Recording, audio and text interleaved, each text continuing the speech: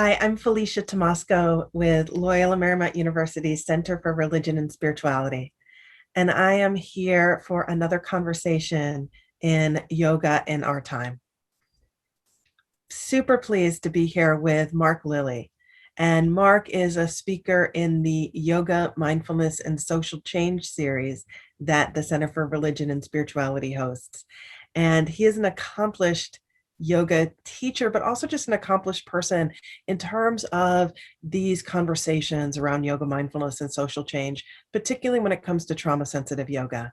So, Mark founded Street Yoga, which is one of the very first trauma informed yoga service programs anywhere. And he went on to co found the Yoga Service Collective, which is now in its 13th year of bringing people together around these questions of yoga, service, social change. He's also the co-founder and director of Each Amazing Breath in the UK, where they have brought breathing and whole school resilience to over 90,000 students, as well as their families and staff.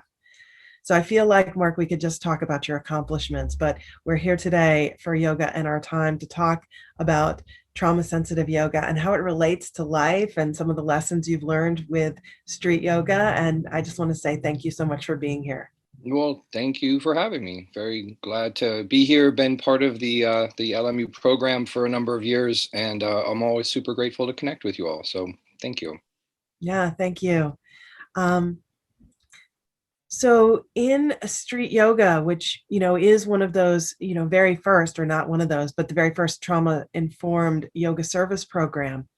And this is a conversation that's been coming up more and more since then, and since you founded Street Yoga and the activation of this through many communities, many organizations, many teacher training programs. But I just want to start with, what are some of the attributes or qualities of trauma-informed yoga? What makes yoga trauma-informed? Well, I think that it's an interesting, sort of traditional, well, not traditional, but yoga that one might have found in a studio 20 years ago was in some ways as full spectrum, far from trauma sensitive, trauma aware, trauma informed as possible.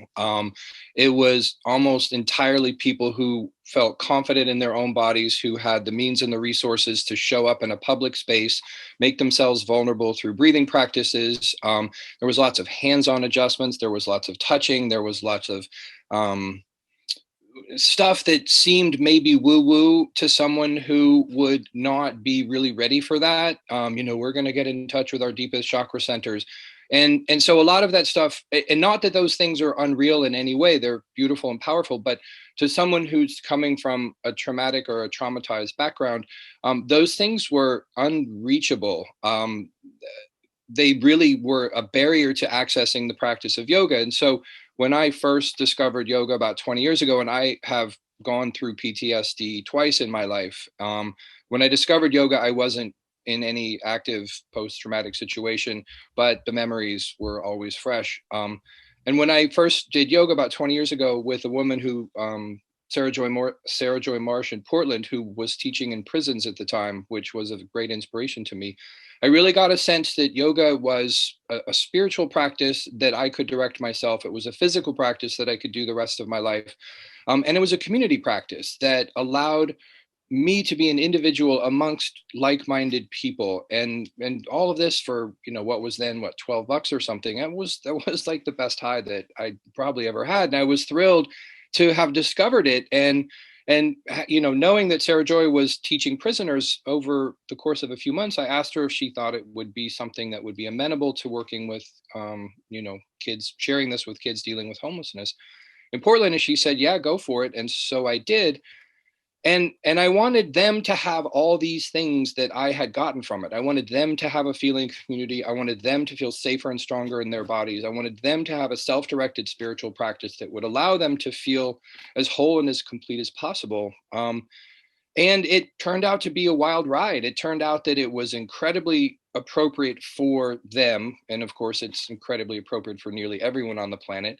But it was incredibly challenging because everything that we learned in a regular teacher training or a regular yoga class didn't work.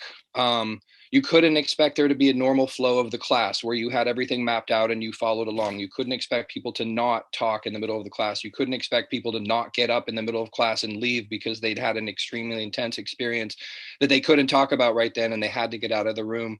You couldn't touch people because if you sometimes did that wrong, you were invading people's space and you were triggering them and you were causing them to have this neurological flood that was the exact opposite of everything we wanted. So in a way, it was ultimately it was a practice for myself to learn how to approach yoga and to understand yoga in a way that I could deconstruct it so thoroughly that then I could reconstruct it and offer it to people who were essentially couch surfing or living on the streets or living in transitional housing, to help them access these practices in a way that was appropriate for them. And once the ball was rolling and once it became clear that there were ways to reach people who would not have access to traditional or mainstream yoga offerings, then I just kept going deeper and began working with people in a group home, working with homeless school kids at a place called the Community Transitional School in Portland, which is amazing. And then from there, expanding to other localities and then eventually reaching out to other people who were doing this. And yeah, so we kind of formed the yoga service field back then. So yeah, that's the beginning of it. I hope that sort of starts to answer your question, but figure you can ask me more questions. Well, I love that origin story in terms of looking at your own experience as a yoga practitioner, the benefits that you received from yoga, and your desire to bring that to other people, and how to make that happen, and how to make that happen in a way that is accessible, available, and sensitive and informed. And I think this is a common thing, that for those of us who love yoga and for those of us who practice yoga in the world today, is looking at, okay, how can we utilize this practice in a way that meets the needs of people, that is truly of service. Mhm. And so some of the things I heard you say in terms of some of the qualities that making sure that you're not using a lot of touch or adjustments, making sure that you're aware of, maybe what we might call as, certain attributes that people could relate to or not relate to.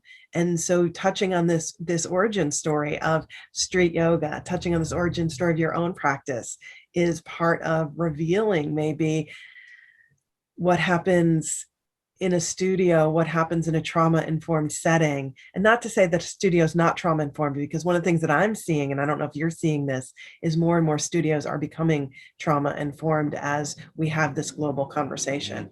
Mhm. Absolutely. Well, that was one of our initiatives a number of years ago, was to help studios become more trauma informed.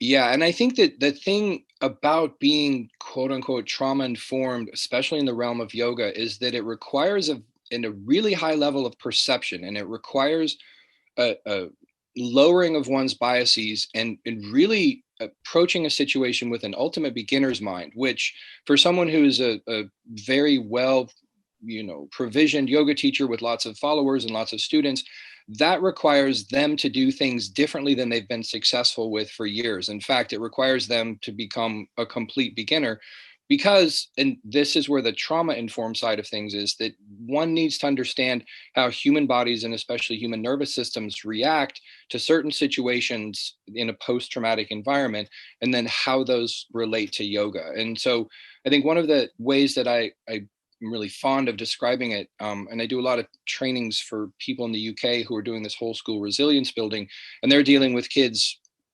There's universally accessible practice and there's targeted practice for the kids who are really struggling. But it's the notion of survival strategies. And if someone has not gone through a traumatic experience or a post-traumatic disordered state of their own, it's really hard to recognize that many people on this planet adapt and adopt survival strategies that work for them, even if they seem crazy from the outside. I went to a meditation training one time. This guy, Noah Levine, did Dharma punks, and on every break he would go smoke. And I was like, okay, that seems trippy and counterintuitive that here this guy who's teaching us to breathe is going to smoke. But when he revealed his background and his traumatic history and some of the things that had gone on, the smoking for him was a survival strategy. And so it was a way that he and his mind and his body and his nervous system had come to some sort of tacit agreement on how to get through the day, because life can get really stressful. And so when you meet someone, a homeless kid who refuses to take off their shoes because they may need to flee in the middle of class, because they may need to flee any of the 24 hours in a day, you have to adapt as the teacher to the fact that their survival strategy requires them to keep their shoes on. And so one becoming a trauma-informed teacher has to take an enormous step back and really train one's self to see and to notice differently, which requires a really high level of skill and a ton of patience, and a lot of curiosity and sort of a perseverance to keep at it, to be like, okay, why won't you take off your shoes? Okay, because you don't have a second pair of socks and your feet are infected and you may need to run.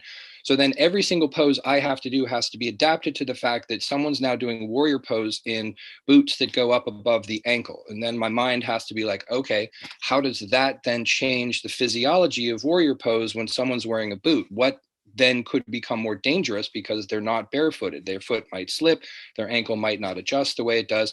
So then I, as a teacher, would have to go back and wear boots and try warrior pose and explore it as a beginner. I'm like, okay, this is warrior pose, but I'm wearing boots and I'm wearing tight clothes with a belt on, and I'm exploring it. So I had to explore it anew as a beginner in all these different ways, so that I could then present something that was accessible to these people. And that's just on the physical side. There's all kinds of other layers to it. But I think ultimately the most satisfying part for me in the beginning was sharing these practices with others. I think over time, the most satisfying part was realizing how much I was able to grow and adapt and become a bigger and hopefully better person by sharing these practices with folks who've experienced trauma.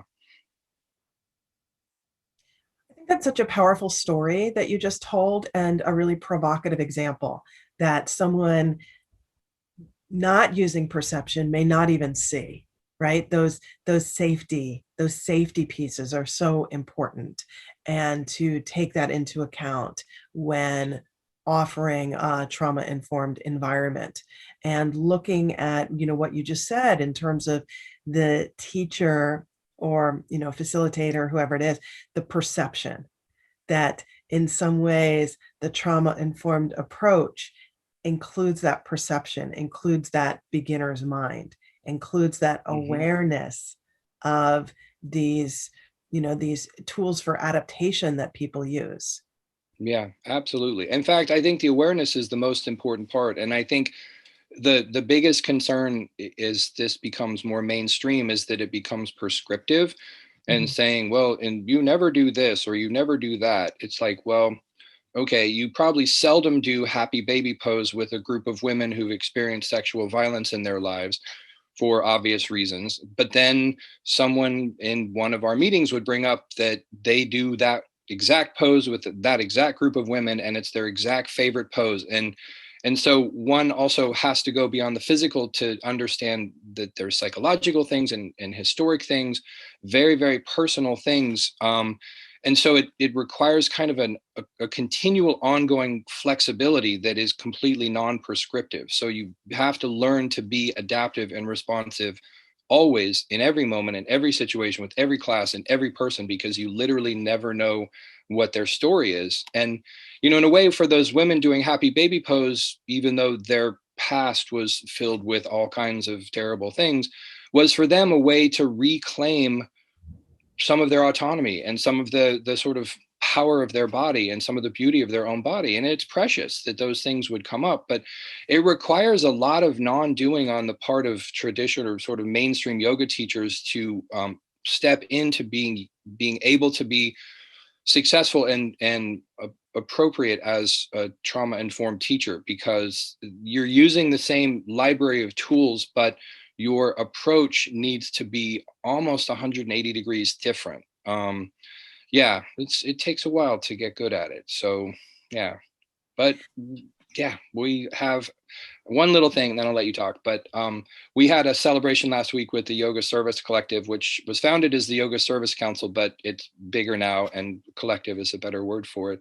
But we were reflecting that literally because of the work we do, and I've been starting to meet them, there's all these people in their early 20s who've been breathing for 10, 15 years because of the work we did. Because a lot of the work we did would be to go into schools to work with people in hard situations and get them breathing. And so there's a whole demographic of people, well over 1 million, who've been breathing for 10 years and they're in their 20s. And so, yeah, so there's a lot that we've been celebrating, and lots of people have learned how to share and teach these practices. So, as complicated as it may sound, it's totally doable. And people with huge heart have been showing up for years and years doing amazing things. So, yeah, it's a good time. It's a good time to be having this conversation. Well, and such great success stories. And when we look at, the challenges that people face, when we look at things like our collective trauma, to have these success stories of young people who have been breathing for 10 years, or people who have successfully implemented this perspective. And I appreciate what you brought up around the sometimes prescriptive nature of things, like, okay, what are the things that somebody can do to be more trauma informed? And it may not be a checklist that you check off. Okay, did I do this? Did I not do this? Did I use touch? Did I ask permission? Did I leave out this series of poses? Where, instead it is a perceptual shift, is what I'm hearing you say. Oh, absolutely. And those lists are imperative. They're extremely important and they're totally useful. And I'll never ever denigrate them or anything. But they are only part of the story, because some of the golden opportunities are really, like those women in the happy baby pose. And it took 6 months of trust building in this one group for that to become possible. So it's not that you can take any of these rules and decide that they don't apply to you because you heard me say that, well, sometimes you don't do things that are in that rule list. You start with the rule list because they're there for a reason. They're conservative. They're meant to be as safe as possible. They are shareable. They're good starting points for all these things. But in parallel, it's really imperative to develop the capacity to notice and to understand, and to it's I was going to say to co-experience, but you don't really want to co-experience. You have to have really good boundaries doing this, but you have to have incredible empathy so that you can put yourself in the shoes of someone who's going through something really intense, and try to find something relatable in your own history or your own neurological experience. So you could be like, oh, I could see why sitting in that spot in this particular classroom could actually be really hard for someone who has the high need to escape from situations because they're really far from the door and they're blocked by a bunch of people. And so not only can I feel that, and not only will I, kind of move this person to that spot so that they have a little bit more freedom to move themselves where they need to move themselves, I will then sort of file that away as that this person is going to have a different relationship to yoga to the person who maybe in a depressive state, sitting in the corner, but paying attention. And so you really have to be able to notice and perceive these really subtle aspects of people, across this whole range of post-traumatic, sort of the disordered states, from highly checked out to highly charged and hypervigilant, which is kind of the essence of the neurological side of the post-traumatic disordered states. But that's who's showing up into the yoga class. And so whereas a mainstream yoga class, you may have a very narrow range of people with, a self-selected, very narrow range of experiences, which is a beautiful thing because you can do beautiful things in any yoga class. So there's nothing wrong with any of these things, but it's very different in a class with people who've experienced trauma. And so it requires all this levels of perceptivity to go along with the lists and the prescriptions and the do's and the don'ts. So it sounds like, this work in yoga, which is something that for many of us translates out into the rest of our lives, and it may be a core reason why we practice yoga. Can you share some ways in which being trauma sensitive within a yoga practice can carry out into the wider world?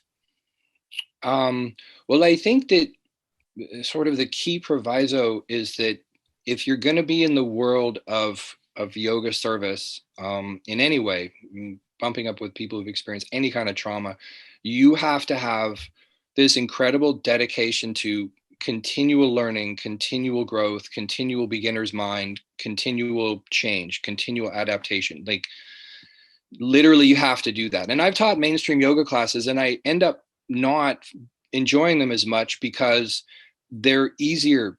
For me, they're easier. You can do similar things and do them. They're difficult for me. And I love people who are dedicated to regular yoga classes because then I get to go to them and they're awesome and they're beautiful. But I have sort of a restless curiosity that working in the yoga service field is actually a good fit for me because I'm eternally deeply curious about this, that, and the other. But the thing I think that's really important is that when you are working with people who've experienced these kinds of trauma and you really pay attention and you're really, really curious, you begin to see that the patterns of disruption that will play themselves out in microcosm in a yoga class are mirrored in a larger scale. And so, for example, watching the things around the Capitol riots in January 6th or whatever, and listening to the people afterwards, you start to hear things that you can tell are related to some traumatic event that they've gone through. You can see their body language. You can see how they express themselves.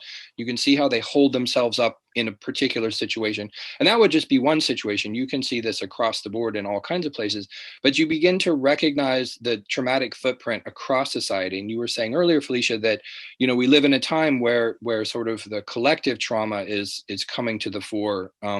But the collective trauma is really built up with, out of millions and millions of individual traumas, and then it's reinforced on these large scales in wars and all kinds of crazy ways. But the way it plays out physiologically for an individual is very similar across the board. Neurologically, lots of things will happen, but the odd patterns of hypervigilance or being really frenetic about it or being completely checked out and dissociated, which are sort of the hallmarks of the physical realm of post-traumatic stress disorder, those actually play out at a societal level. And you've got, for example, in our society, it seems to me that there's a greater divide between quote unquote left and right or amongst all kinds of different sectors of society than there has been before. And in some ways, that's the hallmark of a traumatic disordered state, is that instead of your sort of homeostatically well-balanced nervous system and your life view and things, you live in a range of extremes. You're hyper vigilant or you're hyper checked out, you're hyper this, hyper that. So you swing between extremes, and as opposed to having that balanced center. And so I think that the way that it plays out individually is playing out collectively. And I think the great advantage of being involved in yoga service at this level is that you begin to see the patterns and see that ways that we work individually can also help at the collective level too. So, yeah. Well, I think that is a great, segue into a conversation or a question. This conversation segues pretty directly into a question that's come up from one of our live audience members right now, which is this. Mark, are you seeing emerging traumas related to the pandemic? Oh gosh, yeah, absolutely. Well, it's interesting because I know that there's a whole group of folks in this pandemic who actually love it and are coming out ahead. And it's interesting because a year and a half ago, those would have been folks who would have been, considered post-traumatic or struggling with mental health issues and, had anxiety issues and panic disorders. And those are lots of the sort of hallmarks of a post-traumatic state. And so for a lot of those folks, they've actually gained during this pandemic. And so I think it's worth recognizing that, I think it's worth recognizing that, because then it's good to see that there's some ways to ameliorate some of these aspects of, trauma and post-traumatic disorder, as well as some of the mental health things. But then on the flip side, I think there's I went to do a presentation at a hospital not too long ago. This is a hospital I had volunteered at for a number of years, working with kids in a pediatric development and rehab unit. And I would do one-on-one yoga therapy stuff with them. And I went back to the hospital post, I hadn't gone since before the pandemic. And the level of anxiety was through the roof. And this was social workers, staff, doctors, everybody and things like that. And I think that, coupled with the economic uncertainty, coupled with just the rising level of fear, which is such a hallmark of the post-traumatic state, is that just people have economic fear, they have health fear, they have dislocation fear.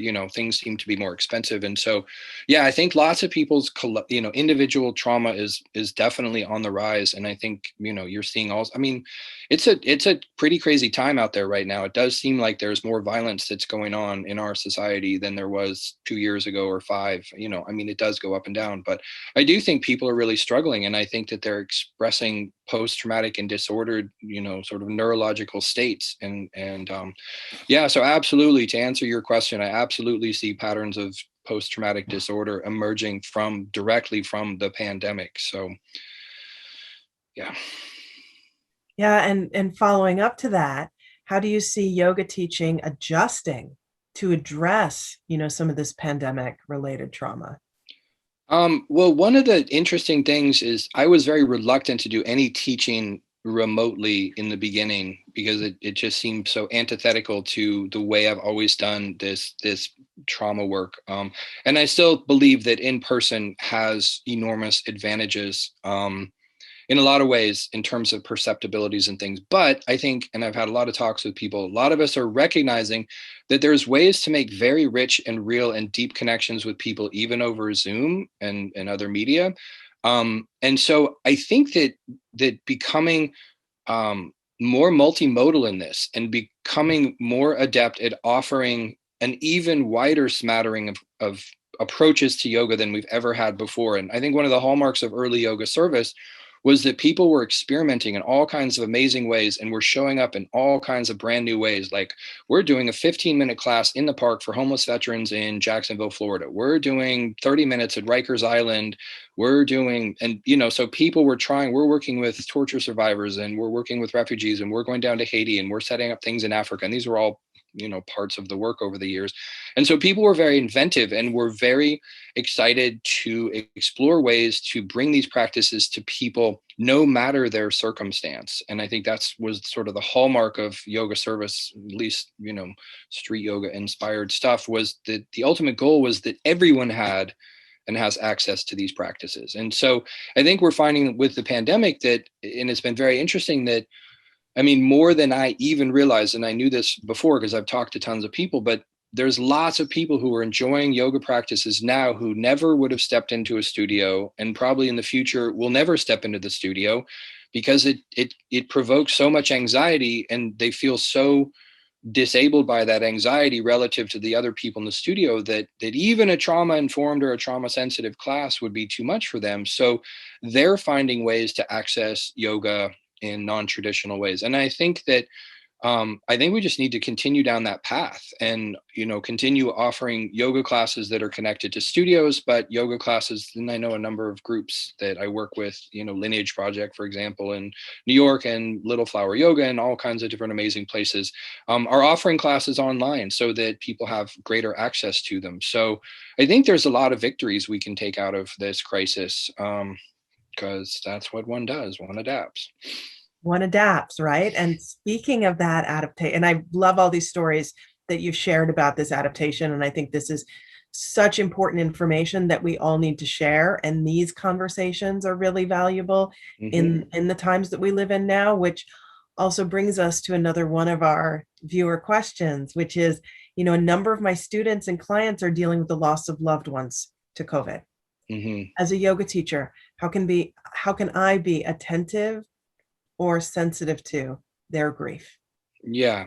It was interesting. I was talking to someone who is doing some yoga service work and has done for a number of years. And she was saying that where before 2 years ago or whatever, a lot of the trainings were a lot of the trainees especially were very interested in all the techniques, that list of things you were talking about: don't touch, don't do this, stand here, do this, with all those beautiful, valuable things. And perhaps a decreased emphasis, or a more secondary emphasis on what I would call presence. And then she said in a recent training that she did, a Zoom training, that people had a much higher interest in the presence side of things over the practice side of things. And I think it was just a starting point. I know that the work moved towards a lot of the practical aspects because that was how it was set up, and it's important to cover both. But I really think that in terms of grief and grieving, that holding space for people is incredible. And I do this Friday afternoon breathing practice. We've been doing it for about a year. It's a very small group of people. But we have a really amazing connection, and we're able to share and to breathe and to be together.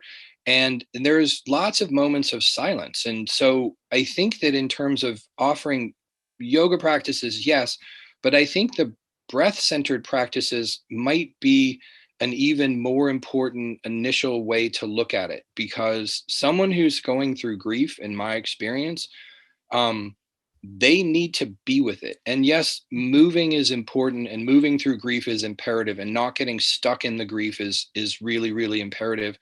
But ultimately, you have to come to your own truth with grief. If you're at the point of grieving, then there is no thwarting it. You will grieve. And so using the breath centered practices to give you spaciousness and clarity, I think is incredible. And I think as a yoga provider, or as someone who really, really cares, helping people create a space that is safe and has a sense of containment, where they can begin to explore these feelings of grief and feel in some way held and in some way supported, I think is really, really powerful. So, so I would say, if I was going to do something with grief, it would be there would be a lot of personal things that I would encourage people to do, to develop short practices around breathing that then they could take with them, and begin to use that as a way to see themselves and to see how they're moving through life. And I went through a period of grief when my son was in the intensive care unit and nearly dying. And I had enough of a yoga practice that I could watch the waves of grief as they move towards me, and feel them as they move through me, and experience the sort of grace-filled aftermath. And it was really powerful, because there were certain times where I wasn't able to feel safe enough to breathe. And so, I mean, to grieve. And so I would be able to sidestep grief for the moment by knowing that it was going to be inevitable in the next 6 hours, because it's that big of a wave. But then I was able to take myself to a place that felt more contained and more safe.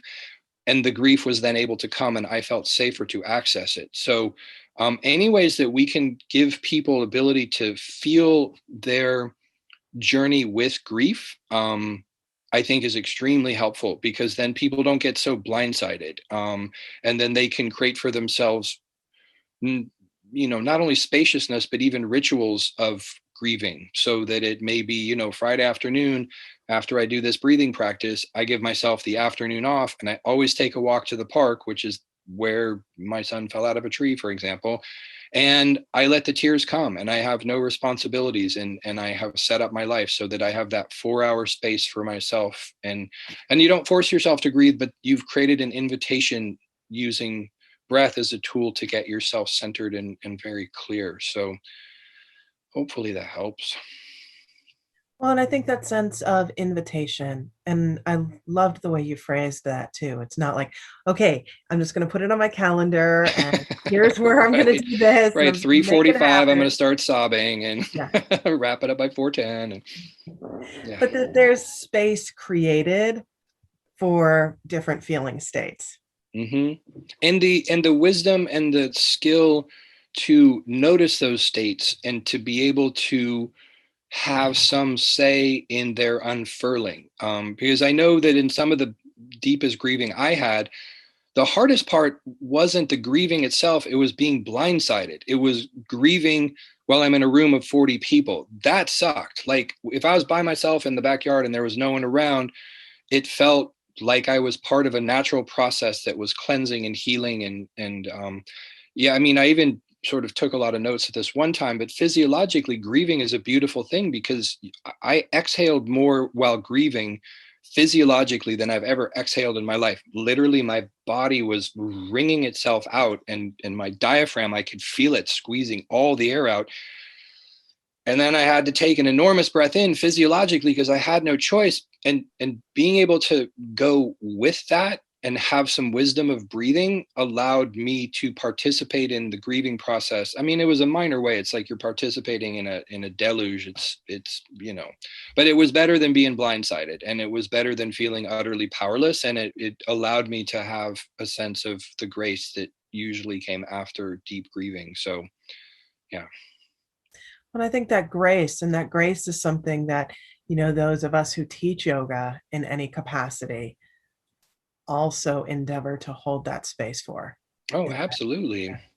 Well, and that was just going back to the original question a long time ago about the trauma sensitive yoga, is I think that yoga itself, especially North America, has been filled with grace since the beginning. And it's been filled with this love and this sense of beauty and harmony and connection and oneness. And those things are true and amazing. And I think where in a mainstream yoga class, one can start with that. In a class working with people who are traumatized, you have to do all this other stuff first so that the grace and the brilliance actually can come to the fore. So yeah, I had a one little note that over the past maybe 20 years that I've been involved in this, I've seen almost three sort of ripples of knowing, kind of waves of even collective understanding. And the first was the neurobiology of trauma, which fight or flight or freeze, and the way that affects the nervous system and the breathing and one's sense of self and all that.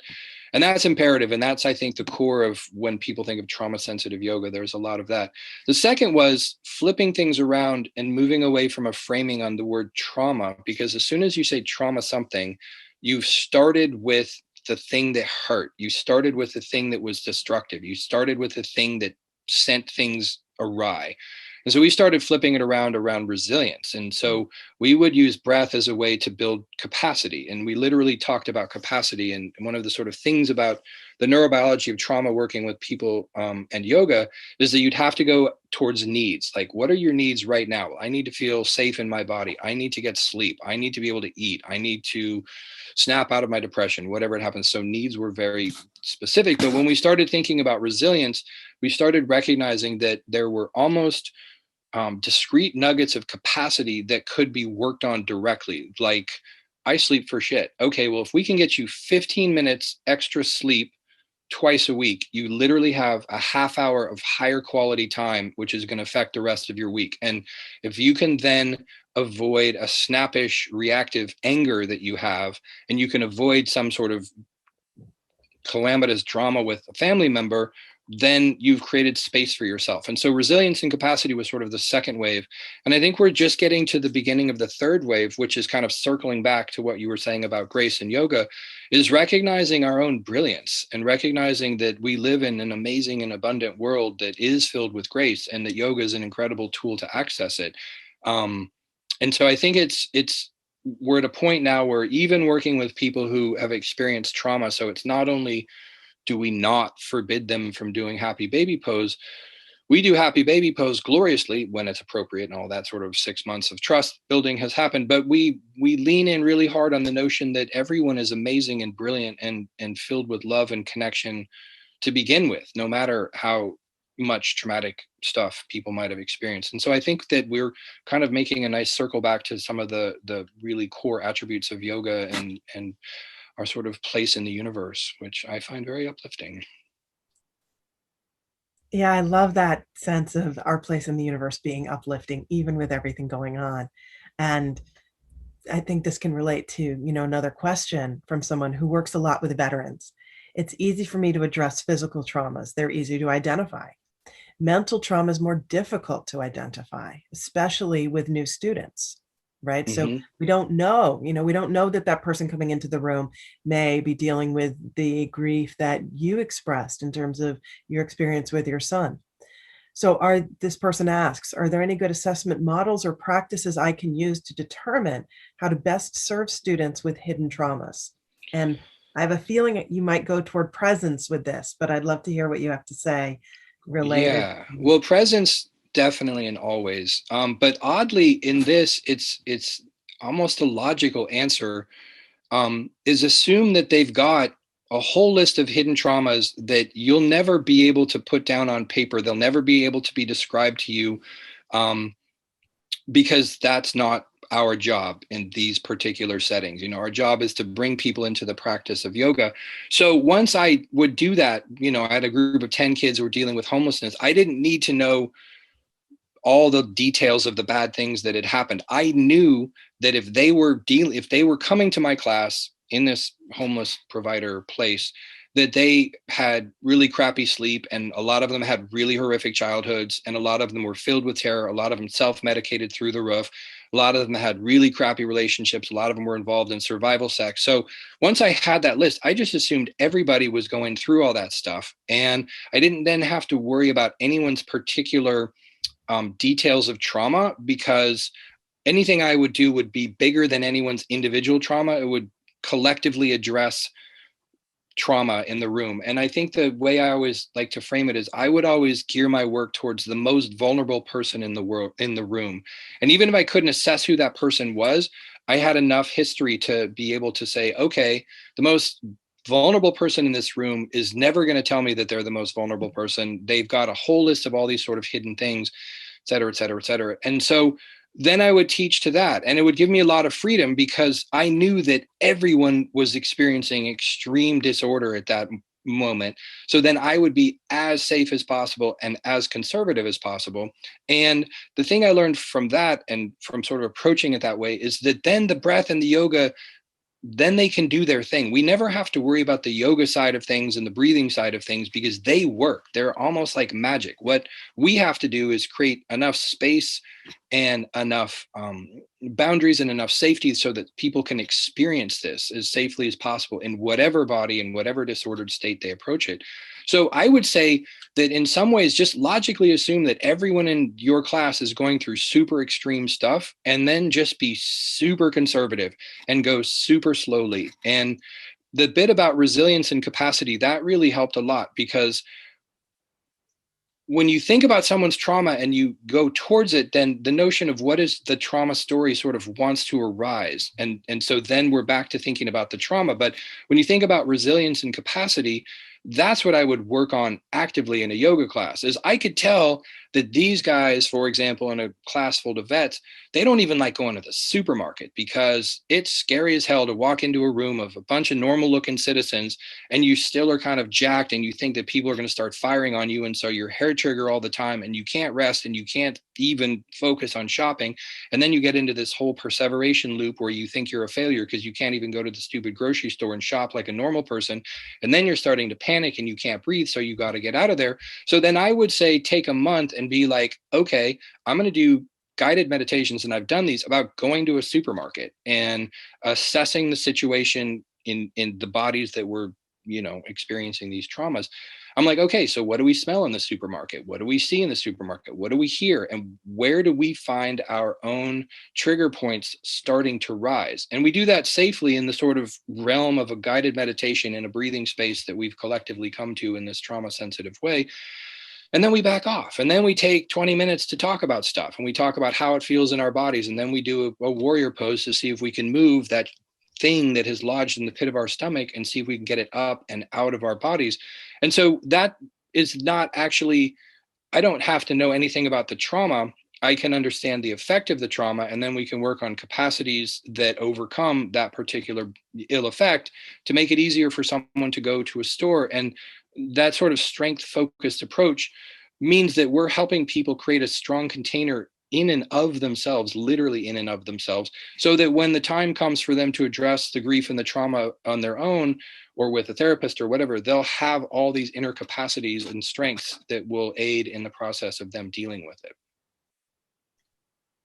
I think this is such a good lesson for all of us to remember, on and off the mat, in the grocery store, at home, with the people that we teach if we're yoga teachers, but also with everyone that we come in contact with. And I think your reminder that the most vulnerable person in the room may not say they're the most vulnerable person in the room, and that anyone that any of us come in contact with may be that most vulnerable person. And for us to have the grace and compassion for those people. And for each one of us to recognize that our collective trauma is the amplification of the individual trauma. And to do what we can through breath, through practice, through community, through even conversation, to build resilience and to build our own capacity to hold our own strength. This feels Absolutely. to me like the lessons we all need to learn. Yeah, and And then we show up for each other and we get through some of this shit and come out a lot better than we are right now. So, yeah, no, that's well put. Very well put. Mhm. So I just want to thank you, Mark, for being an example of someone who has made this commitment to what it means to be practicing yoga in our time and to be applying those lessons in so many different ways, in transforming how we talk about service, how we talk about collective work, how we actually utilize the breath. So, Perfect. Well, thank you, Felicia. It's been very lovely chatting with you. yeah. And thank you to everyone who has joined us live and will continue to join us in these conversations in Yoga in Our Time. And this has been one that I hope you all listen to again and again. I know I will, in terms of reminding us of vulnerability, of resilience building, of the power of the breath, and of how we can all show up for each other in a state of grace and presence. Yeah. Lovely. So, Mark, thank you for joining us for Yoga in Our Time. We are so excited that you're part of the Yoga Mindfulness and Social Change program at the Center for Religion and Spirituality. Yes, And just let's all keep breathing. indeed. Amen. Look forward to this weekend. Thank you very much, Felicia. And thank you for those questions, everyone. And let's keep breathing indeed. Thank you.